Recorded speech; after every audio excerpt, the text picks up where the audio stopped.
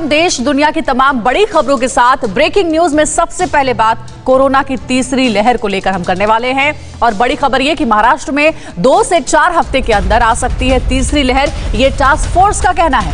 Delta plus variant Maharashtra में तीसरी लहर ला सकता है।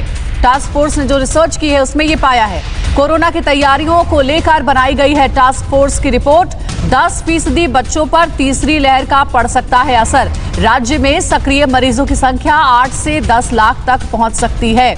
तो टास्क फोर्स जिसका गठन किया गया है कोरोना को लेकर के, और वो लगातार रिसर्च करते रहती है, स्टडी करते रहती है, और उसी की रिपोर्ट में ये कहा गया है कि 2 से 4 हफ्ते के भीतर कोरोना का 3rd वेव हम देख सकते हैं।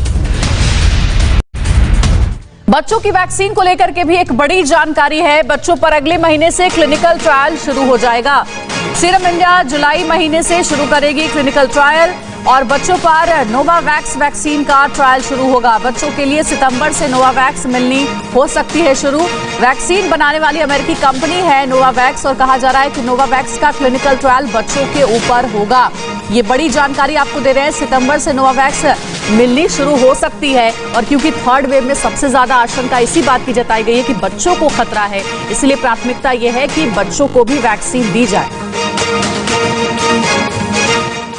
तो सबसे बड़ी बात और राहत देने वाली बात तीसरी लहर के बीच में अभी तक के सामने ये आई है कि कोरोना की तीसरी लहर में बच्चे ज्यादा प्रभावित नहीं होंगे।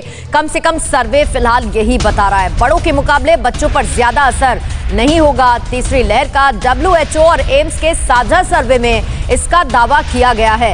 एडल्ट्स के मुकाबले सीरो पॉजिटिविटी रेट बच्चों में अधिक है, ये भी सर्वे में इस बात का जिक्र किया गया। और ज्यादा सीरो प्रेवलेंस बच्चों के लिए कवच का काम करती है, यानी कि बच्चों को सीरो प्रेवलेंस बचाती है इस वायरस से। और इसी के आधार पर एम्स और WHO की तरफ से जो सर्वे किया गया, जो स्टडी की गई, उसमें यह जानकारी सामने आ रही है कि तीसरी लहर में बच्चों पर कम नुकसान होगा, उनको ज्यादा प्रभावित नहीं कर पाएगी तीसरी लहर।